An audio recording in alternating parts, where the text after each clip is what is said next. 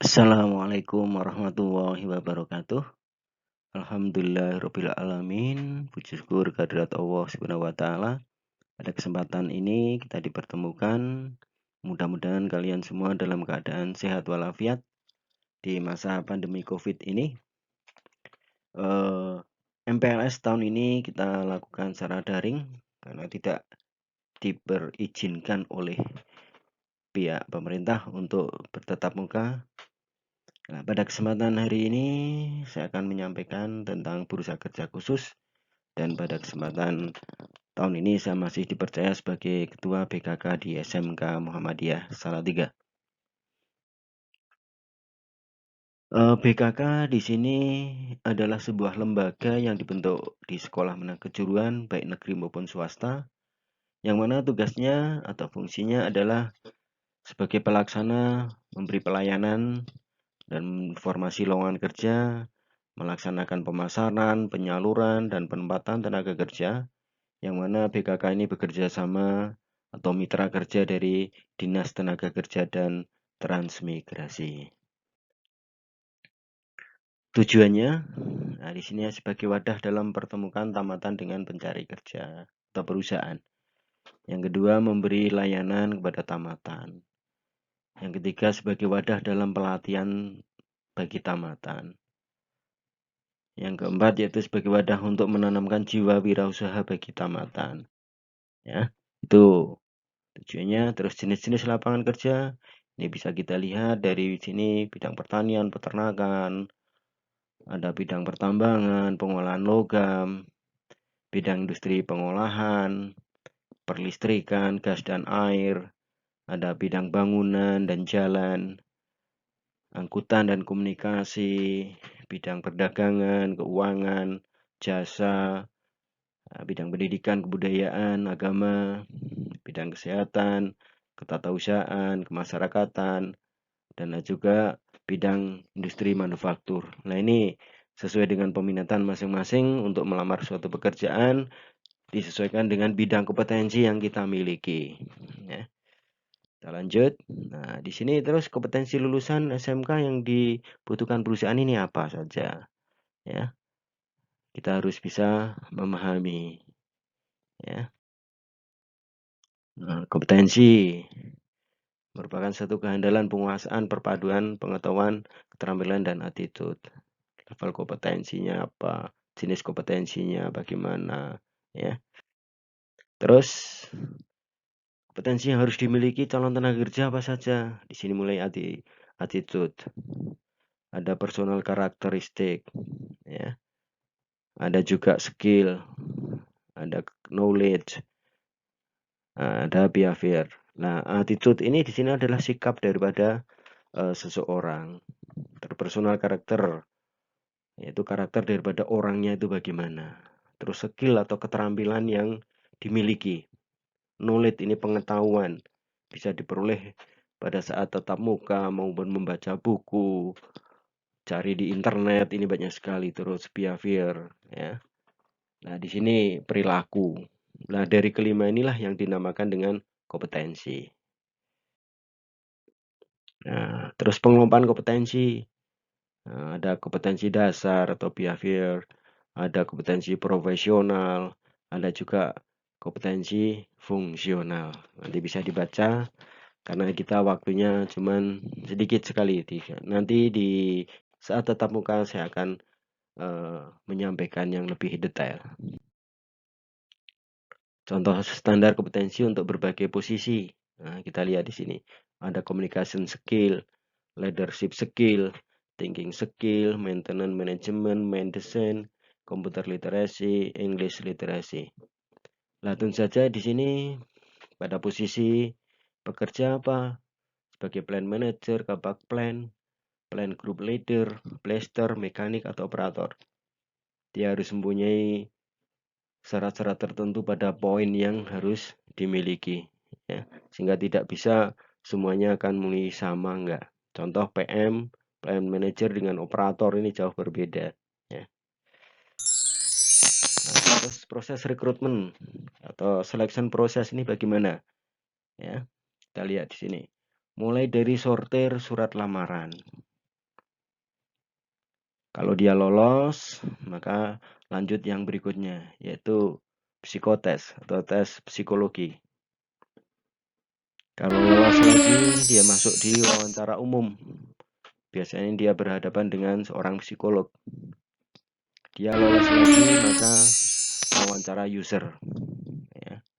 Nah, terus selanjutnya di sini adalah untuk kalangan lulusan sarjana atau S1. Tapi karena kita SMK, biasanya masuk di tahap berikutnya yaitu medical test atau medical check up, tes kesehatan. Kalau Anda dinyatakan lolos, maka langkah yang berikutnya adalah orientasi karyawan baru atau training. Dia baru bisa masuk ke gabung di perusahaan. Inilah apa yang dinamakan recruitment and selection process. Ya. Terus jenis-jenis psikotes itu apa saja? Di sini ada psikotes kemampuan verbal. Nah, contohnya seperti ini. Ya, persamaan kata insomnia. Ini artinya apa? Nah, di sini adalah artinya tidak bisa tidur. Ada soal lawan kata bongsor. Oh, berarti di sini jawabannya adalah kerdil karena lawan kata. Ya. Terus yang berikutnya soal analog. Mobil, bensin sama dengan pelari, titik-titik. Nah, jawabannya sini adalah makanan. Nanti banyak sekali contoh-contoh. Terus tes psikotes warteg. Nah, ini ada 8 kolom. Di mana pada masing-masing kolom ini ada gambar-gambar yang belum selesai, yang mana kita nanti dituntut untuk menyelesaikan. Contoh, saya kasih contoh satu yang sebelah kiri atas, ada titik. Nah, ini mau dijadikan apa? Maka kita harus punya wawasan gambar yang luas. Contoh saja di sini titik, terus kita kasih lingkaran di luarnya. Terus kita kasih jarum. Nah, maka dia akan jadi jam. Terus kolom yang ketiga, itu ada garis vertikal sebanyak 3 dengan tinggi yang tidak sama. Kalau kita gabungkan dengan garis datar, maka dia akan jadi tangga. Dan seterusnya sehingga nanti akan menjadi gambar-gambar yang sesuai dengan keinginan daripada perusahaan. Yang berikutnya adalah psikotes logika aritmatika. Nah, kita lihat contohnya di sini. 24, 20, 16, 12. Kalau kita lihat dari 24 ke 20 ini adalah dikurangi 4. 20 ke 16 dikurangi 4. 16 jadi 12 dikurangi 4. Maka sama dengan titik-titik. Berarti 12 dikurangi 4 sama dengan jawabannya adalah 8.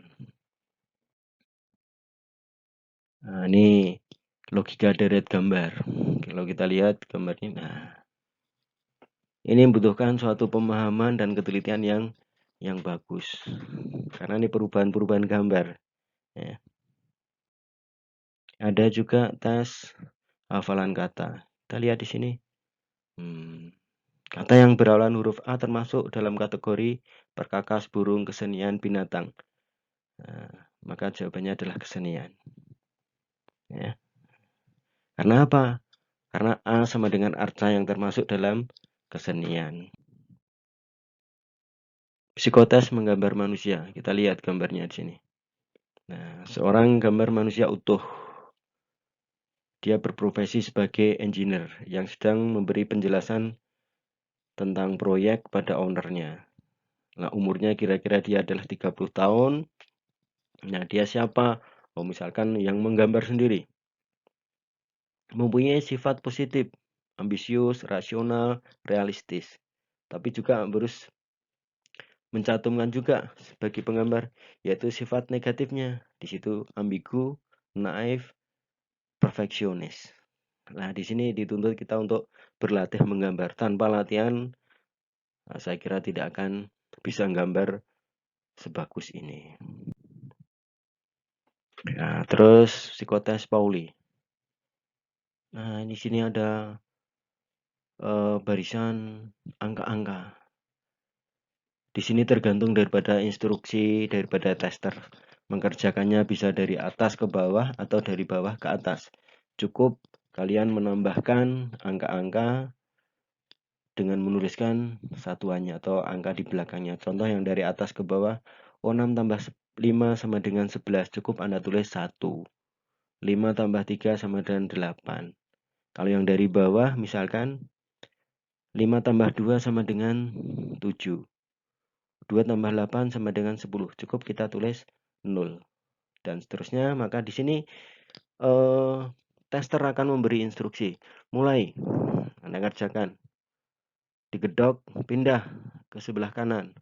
Pindah sebelah kanan lagi. Pindah sebelah kanan lagi. Sesuai dengan waktu yang disediakan. Dan ini biasanya tes seperti ini tidak sekecil ini, tapi selebar kertas koran. Sehingga cukup banyak dan melelahkan. Nah, disinilah ketahanan daripada pola pikir daripada seorang calon tenaga kerja akan diuji. Nanti suatu saat kita akan mencoba untuk itu, bagaimana trik cara mengerjakannya. Yang berikutnya, psikotes menggambar pohon. Di sini seorang calon tenaga kerja dituntut untuk bisa menggambar pohon, mulai dari daun, batang, sampai dengan akarnya. Dan di sini peserta tes dimohon untuk menggambar pohon yang sekalian dengan ada buahnya.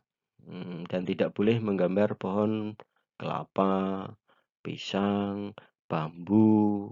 Nah, itu nggak boleh. Contoh aja gambar yang bagus, misalkan pohon mangga, pohon rambutan, kita gambar sekalian dengan buahnya. Utuh mulai dari atas sampai ke akarnya. Nah, kita lihat coba ini. Kalau kita sesuaikan dengan konteks zaman sekarang, ternyata bukan manusia yang paling kuat, yang paling sukses. Tapi juga bukan manusia yang paling cakep, yang paling sukses. Bahkan bukan yang paling pintar, yang paling sukses.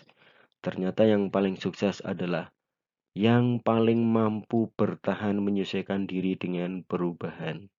Nah, disinilah berarti orang ini dikatakan cerdas.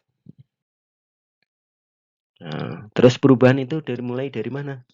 Yaitu dari saya atau diri kita sendiri, sekarang juga, sekecil apapun, dan sampai kapanpun. Nah, disinilah kita harus dituntut untuk melakukan suatu perubahan. Demikian yang bisa saya sampaikan, kurang lebihnya mohon maaf. Mudah-mudahan keterangan saya yang singkat ini bisa bermanfaat. Suatu saat menjelang kelulusan nanti kita latihan bersama. Karena prinsip saya BKK ini lulus langsung kerja. Sehingga tidak membebani pemerintah maupun orang tua menjadi pengangguran. Mudah-mudahan COVID-19 ini segera berakhir. Kita bisa bertemu kembali di tatap muka di kampus kebanggaan kita SMK Muhammadiyah Salatiga. Sekian, wabillahi taufiq walhidayah. Wassalamualaikum warahmatullahi wabarakatuh.